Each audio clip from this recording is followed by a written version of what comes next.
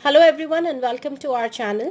और आज हम लोग जो डिस्कस करने वाले हैं वीडियो में वो एक वर्ड प्रॉब्लम है, और ये भी काफ़ी इंपॉर्टेंट वर्ड प्रॉब्लम है आपके बोर्ड्स के लिए, आपके फाइनल्स के लिए, इंटरनल्स के लिए, या यूँ कह लीजिए कि pair of linear equations in two variables का बहुत इंपॉर्टेंट या the most important word problem है।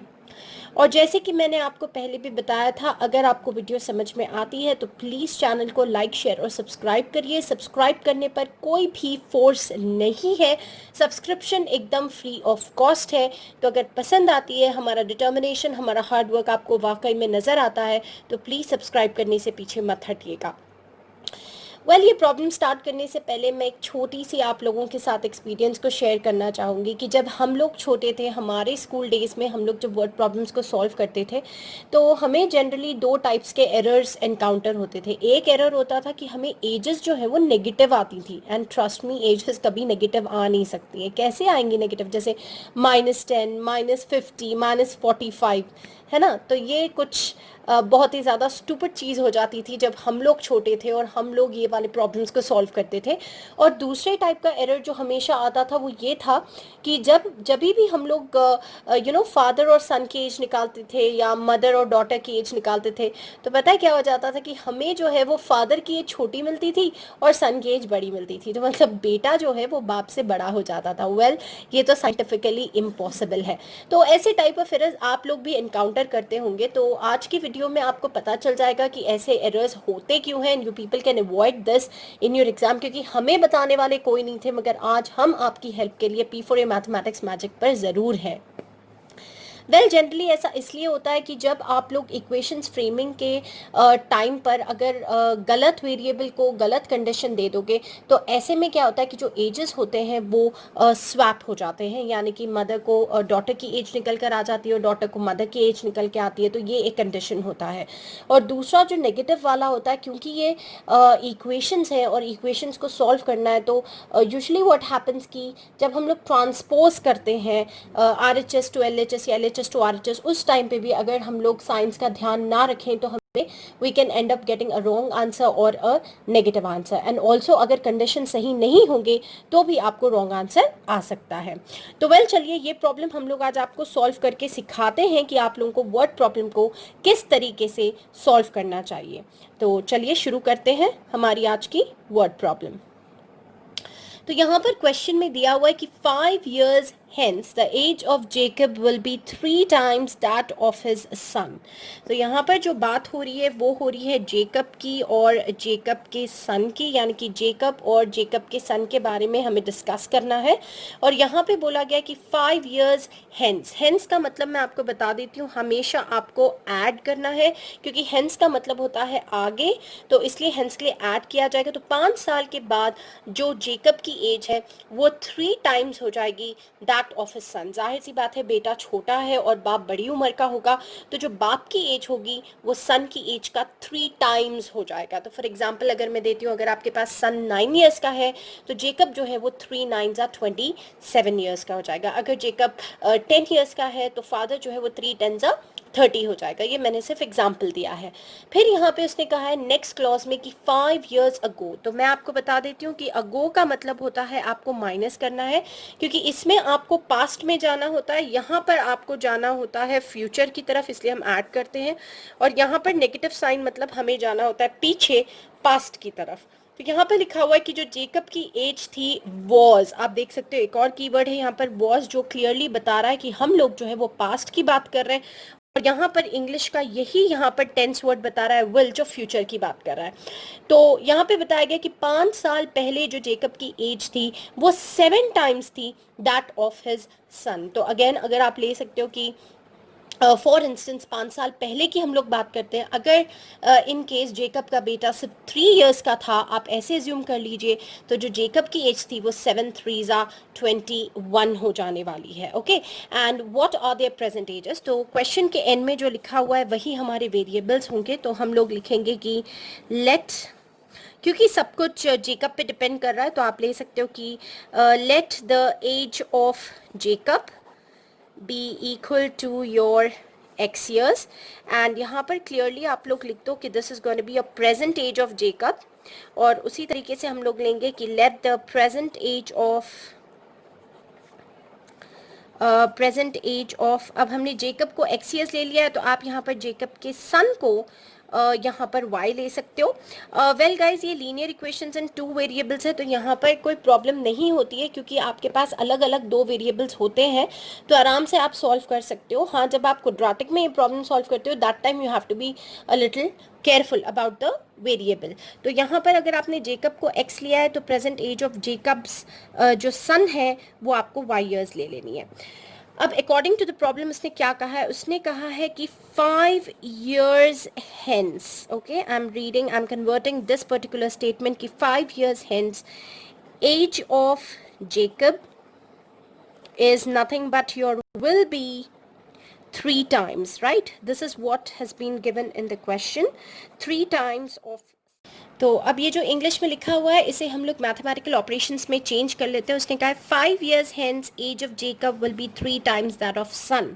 तो पहले हम लोग क्या निकाल लेते हैं यहाँ पर, एज आफ्टर 5 years, या फिर मैं ओब्लिक डाल देती हूँ 5 years hence। पहले हम लोग दोनों की एजेस को निकाल लेते हैं। तो हम लोग लिखेंगे, एक तरफ तो हो जाएगी आपकी जेकब की एज और एक तरफ आपके पास आ जाएगी जेकब के सन की एज। तो जेकब्स सन एज या जेकब सन, और उनकी एज हम लोग डिस्कस कर लेते हैं यहाँ पर। तो हमने जेकब की एज को x लिया है तो डेफिनेटली x + 5 यहाँ पर हो जाएगा, और उनके बेटे की एज, सन की एज हमने y ली है तो we are going to get y + 5। अब ये एज आफ्टर 5 years आ चुका है, 5 years hence ये हमारा क्लॉज पूरा हो चुका है। आगे बढ़ते हैं, एज ऑफ जेकब, तो एज ऑफ जेकब x + 5 है तो हमने लिख दिया है x + 5। विल बी का मतलब होता है equals to, will be, was, becomes, इन सबका मतलब इक्वल टू में आता है। 3 times तो हमने लगा दिया है 3 times that of his son। तो सन की एज आपके पास यहाँ पर देख सकते हो, it is nothing but y + 5। तो अब हमें करना क्या है, हम फटाफट से इस इक्वेशन को प्रॉपर ऑर्डर में ले लेते हैं। तो ये है 5 साल बाद जेकब की एज, उसके 5 साल बाद सन की एज की 3 times हो जाएगी। So we are going to get x + 5 is equal to 3 into y will give you 3y plus 3 into 5 is going to give you 15। और फिर हम इसे easily x यहाँ पर लेके आते हैं 3y को, तो -3y हो जाएगा, प्लस 5 ये अपनी प्लेस पर ही है, ये अपनी प्लेस पर ही है, अनटच्ड है, मैंने कुछ नहीं किया इन लोगों को। हाँ, 15 को भी मैं इधर ला लेती हूँ ताकि मेरे RHS पे सिर्फ 0 रह जाए। तो मेरी जो प्रॉपर इक्वेशन अब टर्न आउट होगी वो है x - 3y plus 5 - 15 is going to give you -10 equals to 0। You can simply write it as x - 3y is equal to +10, क्योंकि -10 को हम लोग RHS की तरफ पर भेज रहे हैं, और ये हो जाएगी इक्वेशन नंबर 1। फिर हम चलते हैं हमारे सेकेंड कंडीशन पर जो क्वेश्चन में दिया हुआ है। यहाँ पे उसने कहा है 5 years ago, तो 5 years ago है तो इस स्टेटमेंट को भी हम लोग यहाँ पर लिख लेते हैं पहले। So we have got 5 years ago and he is writing Jacob's age, तो 5 साल पहले की बात कर रहा है। जेकब्स एज वॉज 7 times, तो ये हम लोगों ने लिख लिया है, was 7 times that of his sun, that of his son. तो यहाँ पर अब ये स्टेटमेंट है और हमें अब इसे कन्वर्ट कर लेना है फटाफट से। तो 5 years ago की जब बात आती है तो जैसे हमने यहाँ पर एज आफ्टर 5 years या 5 year हेंस किया है, वैसे ही हम लोग करेंगे एज 5 years ago। तो 5 साल पहले की एजेस दोनों की हमें कैलकुलेट करना है, ऑब्वियसली प्रेजेंट एज को लेके करना होगा। तो हम पहले जेकब्स की एज देख लेते हैं 5 साल पहले क्या होगी, और फिर जेकब्स जो सन है उनकी एज क्या होगी वो भी हम लोग कैलकुलेट कर लेते हैं। तो यहाँ पर जो प्रेजेंट एज है वो x है, यहाँ पर प्रेजेंट एज y है, तो 5 साल पहले की बात है तो हमें दोनों में -5, we got to subtract 5 on both the ages, और ये हमें 5 साल पहले की एज आ गई। इसे कन्वर्ट करते हैं, हमने इतना क्लॉज कंप्लीट कर लिया है 5 years ago। तो यहाँ से चलते हैं जेकब एज वॉज, तो जेकब एज हमें मिल चुकी है x - 5। यहाँ पर जो वॉज है उसका मतलब इक्वल टू है 7 times, तो हम लोगों ने लिखा 7 brackets open, that of his son, तो that of his son y - 5 है, तो ये भी हम लोग ब्रैकेट में डाल देंगे। और अब फटाफट से इसे हम लोग एक्सपैंड कर लेते हैं मल्टीप्लाई करके। तो we are going to get 7y, 7 5 35, और इसे भी एक प्रॉपर इक्वेशन में आपको कन्वर्ट कर लेना है यहाँ पर। तो मैंने ये सारे टर्म्स को मैं इधर लेके आ जा रही हूँ। सो I am getting x - 5 - 7y plus 35 is equals to 0, which is nothing but x - 7y - 5 और plus 35 आपको plus 30 देंगे। मगर you have to move the constant to the other side, तो in that case you would be getting x minus 7y is equal to minus 30, और ये आपकी equation number 2 हो जाने वाली है। तो वेल आपके पास अब इक्वेशन नंबर 1 भी आ चुकी है, इक्वेशन नंबर 2 भी आ चुकी है। अब फटाफट से हमें इन दोनों इक्वेशंस को सॉल्व कर लेना है। तो चलिए इन दोनों इक्वेशंस को हम लोग अब सॉल्व करके देख लेते हैं। So I am just going to write over here your solving 1 and 2।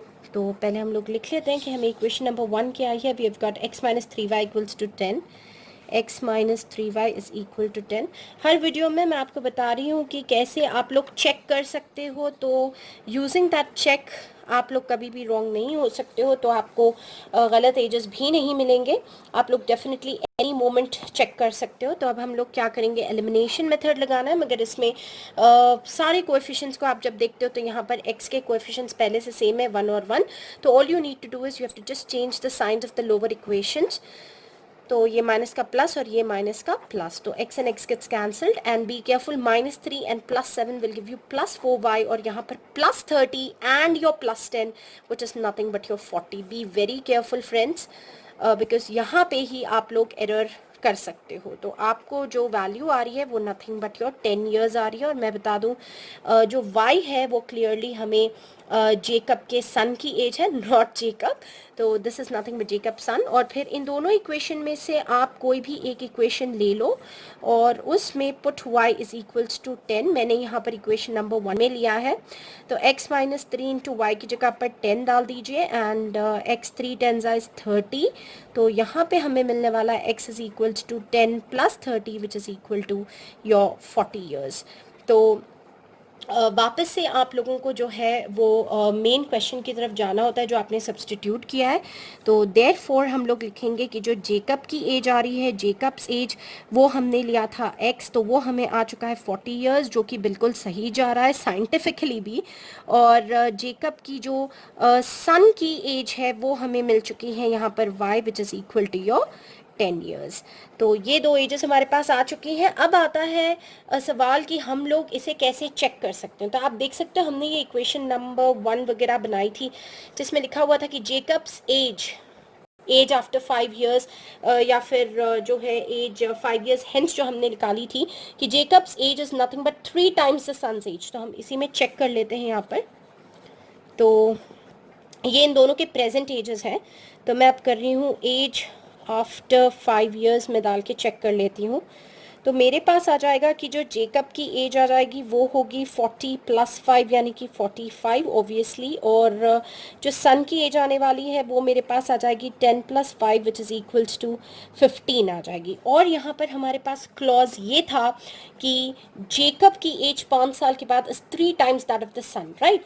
तो x प्लस 5 ने आपको क्या दिया आंसर, 45 दिया। तो देखिए आप लोग 45 is equal to 3 times that of the son's age, right. तो 45 is equal to 3 into 15 which is also 45। तो बिंगो, आपका आंसर बिल्कुल करेक्ट है। तो ये मैंने किस में सब्सटीट्यूट किया, एज आफ्टर 5 ईयर्स के क्लॉज में मैंने इसे सब्सटीट्यूट करके चेक कर लिया है। ओके, तो यहाँ पर हम लोग ऊपर लिख देते हैं कि Jacob's age after 5 years is nothing but equal to 3 times son's age. तो मैंने इससे चेक कर लिया है। आपको एग्जाम में चेक करके वेरिफिकेशन दिखाने की कोई ज़रूरत नहीं होती है। It's only for your satisfaction and your use कि आप लोग सर्टेन कर सकते हो कि आप लोगों ने आंसर सही किया है या गलत किया है। तो आई होप आप लोगों को एज प्रॉब्लम में कभी अब आगे कोई प्रॉब्लम नहीं आएगी और आप लोग सही से एज प्रॉब्लम को कैलकुलेट भी करोगे इसके बाद। तो ये तो हो गई है एंड ऑफ द सोल्यूशन, और अब चलते हैं आप लोगों के रिफ्रेशमेंट की ओर। So let's go ahead.